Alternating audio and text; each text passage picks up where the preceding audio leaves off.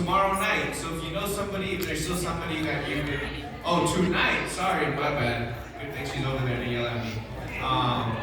Yes, tonight, 11:59, tonight. So tomorrow we'll be finishing up the decorations 또 for 프레이즈 시작이구나. BBS as well. So be on the lookout for that. And also, we have a birthday, and I'm gonna ask Becky to tell us more about it. 어지럽. 좀 어지럽다. 지진 같은 게 느껴진다.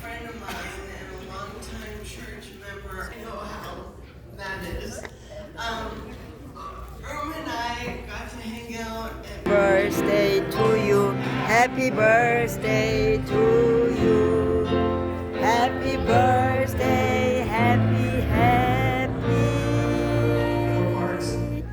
happy birthday to you.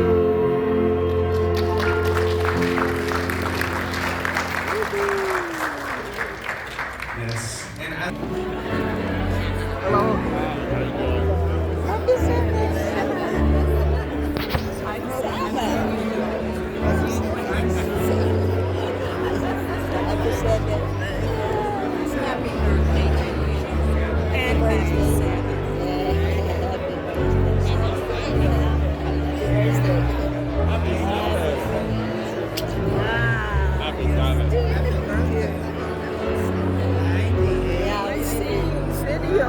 church every Sabbath. Yeah. Do you send it to somebody? No, my kids gonna see it. Yeah, only your hand. Yeah. And praise and prayer. Yes, I wanna pray. That's what. Yeah.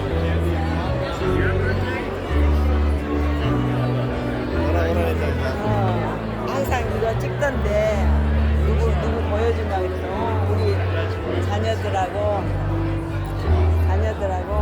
전부 주로 100살이 넘었어.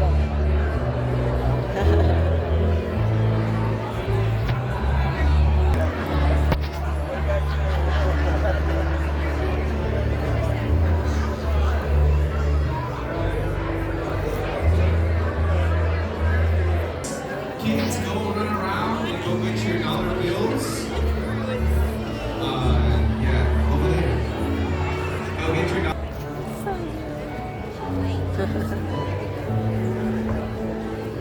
Happy birthday. 이 할머니 happy birthday.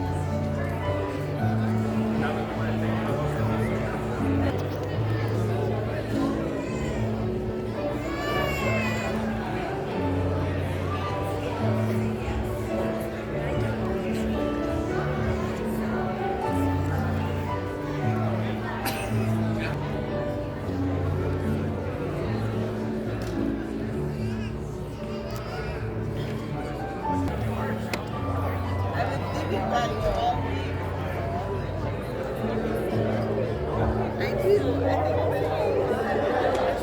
had more energy to get together.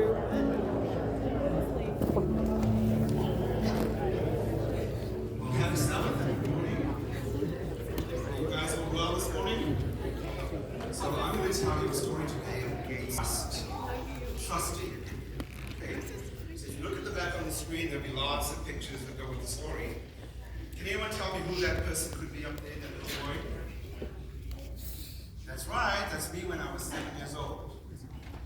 I was born in a country far, far away, a country called Southern Rhodesia. It's in Africa. And several years later, the name changed and it was now called Zimbabwe. So I was going to be turning 60, and I thought I want to do something really exciting for my big birthday. I wanted to travel back to Africa and see my mom and my brother. I hadn't seen them in a long, long time. So in order for me to get to Zimbabwe, I had to fly from California to a country called Dubai. This was during COVID, so I didn't have much of a choice. And then I had to travel to another country called Zambia. Then I traveled from there to Zimbabwe. It took me 38 hours to get there. None of those 38 hours, 27 hours was spent flying. Long, long trip. Next slide. So I visited with my mom, and I spent 10 days with her, and I said, Mom, I'm going to go off and do something really exciting. I'll be gone for 14 days. And she was kind of sad. I said, but I'll be back and spend a lot of time with you. So I flew into a place called Victoria Falls. Has anyone heard of that place? Victoria Falls is one of the 7 wonders of the world. I took that picture when I was standing and looking across the gorge. Next slide. It is the single longest sheet of water on the planet, and it can be seen from outer space. And I was flying in a helicopter when I took that picture. Next picture. Here's another shot from the helicopter looking over. Now, you see that bridge right there? It's a very, very big and long bridge. Can anyone guess how old that bridge is? 100 years old. A little bit higher than that?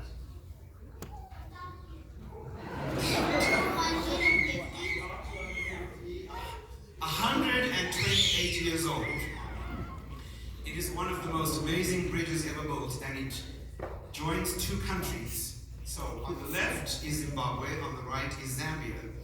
It's unfortunate that our screen is kind of cut off, but you still get an idea. So I wanted to go there, and there's all kinds of fun stuff you can do there. You can go bungee jumping. So in 1991, a long time ago, I built with my company the bungee jumping that they have in the middle of that bridge. It's the longest bungee jump in the world. And guess what? When I go back, I'm going to jump off that bridge. So I decided that I was turning 60 and I wanted to do something really exciting. So I wanted to go and ride on the tallest, the fastest, and the longest zip line in the world. Okay, next slide.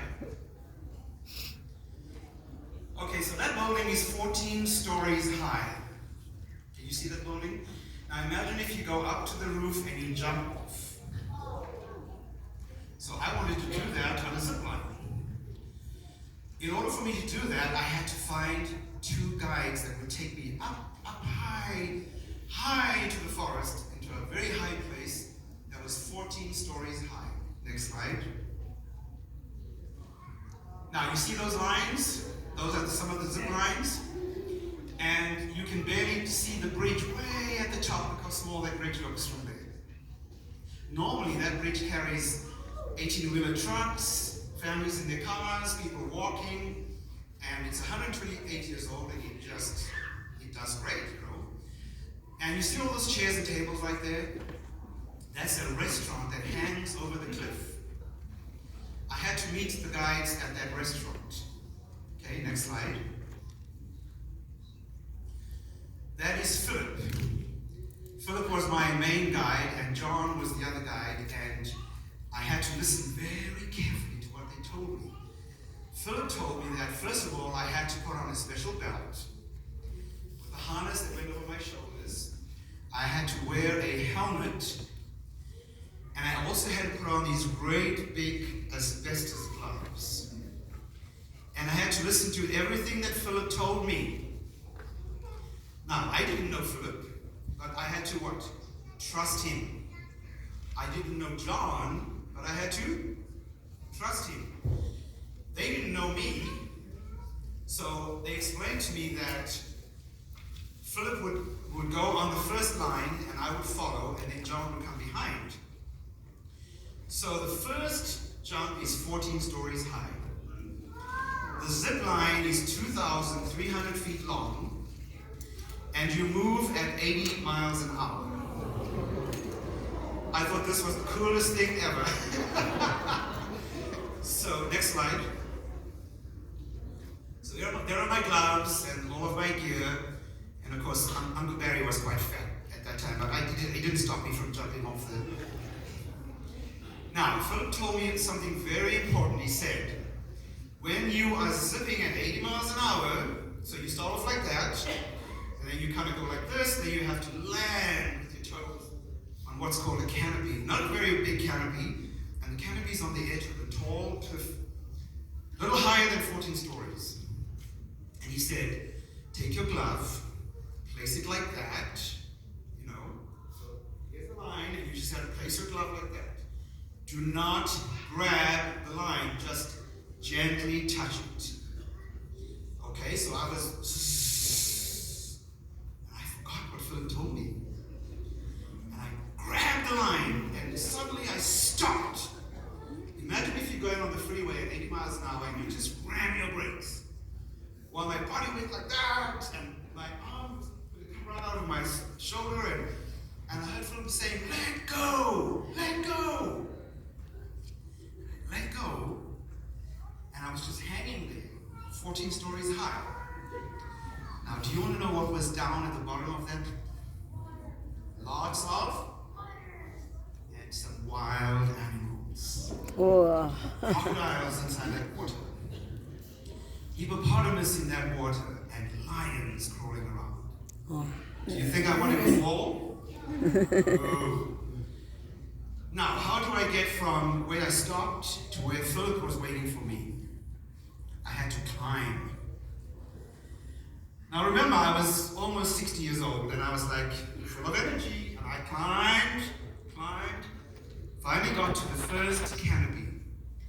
There were 9 canopies altogether. 9 zip lines, 2,300 feet long, each one moving you at 80 miles an hour. Next slide. Here's the bridge again. Every time I went higher and higher, the bridge looked smaller and smaller. And every time I did the next canopy and the next canopy, we went higher and higher. Do you think Uncle Barry listened to Philip now? I did. I had to do what he told me. And John in the back, they were both there to make sure I was safe. Next slide. Here's another scene where I'm going higher, and the bridge is way back there. You can barely see it. It was just a beautiful place. Next slide. Here I was. This is one of the canopies I landed on, and I could see the bridge a little closer. Next slide. There I am, zipping down. I actually have a video that's pretty cool, but it was too long to put up here. Next one. Next slide. I'm zipping. And you know, you just feel this breeze, and you look around and see this wonderful creation around you. But I still had to listen to what Philip told me. Next slide. Here I had almost reached my canopy, but not quite. So I had to climb, and I had to use my right hand to climb and hold the harness with the other hand. Next slide. So at one of the canopies, we had to walk on a tiny little bridge about 2 feet wide on the edge of a cliff about 16 stories high. And this tree had grown all over this walkway, and I had to crawl on my hands and legs to get through that tree to get to the next canopy. Next slide. Here I'm feeling so proud of myself because I landed safely. Next slide. Here again. It was a wonderful experience. I think you should all try this sometime. Next slide. Now that's Philip. He's so happy that we got back after all 9 of those canopies. In order for us to make our way back to the cafe, we had to hike. I don't remember how many hundreds of feet. We had to go higher and higher. And then we had to walk through iron territory. We didn't have any guns with us. We had to be very aware. Next slide.